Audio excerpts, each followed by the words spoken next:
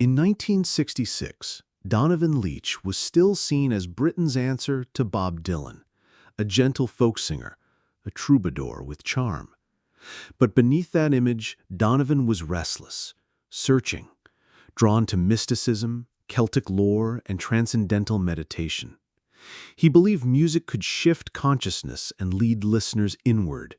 This vision set the stage for a darker sound, a spell in song, a season of bewitch. Donovan grew up working class in Glasgow. By his teens, he was part of bohemian circles in London, artists, poets, musicians. He studied Indian philosophy and practiced meditation. Slowly, he began moving past folk traditions. Songs like Sunny Goodge Street hinted at jazz and classical touches. By the time of Sunshine Superman, he was shaping the first psychedelic album. And in this atmosphere of curiosity and temptations, the ominous Chord was born. Spring 1966. Donovan felt watched. A TV crew had filmed him smoking pot. The police were circling. Friends whispered of busts. At guitarist Bert Jansch's flat, John Renbourn showed him an odd chord, D ninth with a G-flat bass. Donovan looped it obsessively on his white Fender Telecaster. Out of this came the groove, and with it, lyrics of dread. When I look over my shoulder, some other cat looking over his shoulder at me. Lines both paranoid and surreal. Pick up every stitch, rabbits running in the ditch. A song of suspicion, a ritual incantation. The recording in Hollywood was minimalist and hypnotic. Donovan's Telecaster was percussive more than melodic. Drummer Eddie Fastho played loose and human, breathing with the song. Producer Mickey Most demanded the bass be pushed into the red. Engineers panicked at the meters slamming, but the result, a fat and round low end, was revolutionary.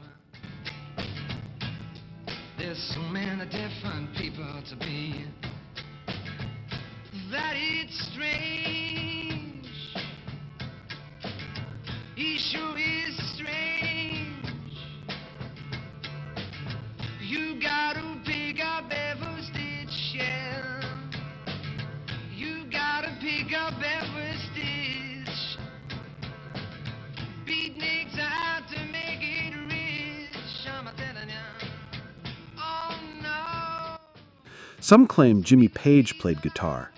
Donovan never confirmed it. What mattered was the spell. Dark groove, sparse arrangement, haunted voice. Season of the Witch appeared on Sunshine Superman, one of the first psychedelic albums. It cracked the U.S. charts in 1966, reaching number 11. But in Britain, a label dispute delayed its release almost a year. That cost Donovan recognition as a pioneer. Then the prophecy came true. Months after recording, he was arrested for marijuana possession, the first major British pop star to be busted. What he sang about being watched became his reality. 2 years later, the song returned in new form. Al Kooper, Mike Bloomfield, and Stephen Stills stretched it into an 11-minute jam on Super Session. The simple riff became a playground for improvisation. Organ swells, wah-wah guitar, and once again, Eddie Ho on drums, linking Donovan's original to its most famous cover. Season of the Witch was now more than a song. It was a template for exploration.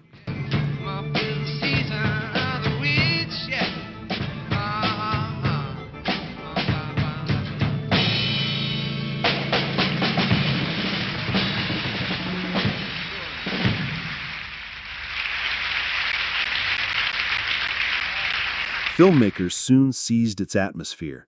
Sinister, hypnotic, perfect for unsettling scenes.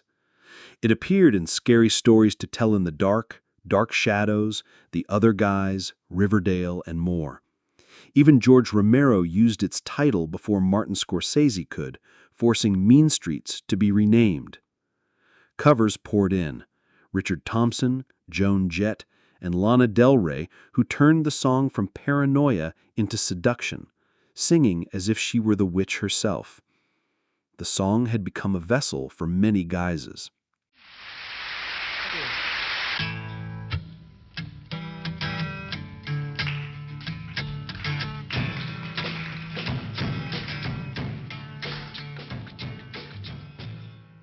Season of the Witch was no flower power anthem. It was the shadow underneath. Born of paranoia, shaped in rebellion, fulfilled in prophecy. Its groove was simple, its lyrics cryptic, but its power was endless, adaptable, cinematic, eternal. More than half a century later, the ominous chord still lingers. Donovan's fear became a soundtrack for generations, a season that never ended.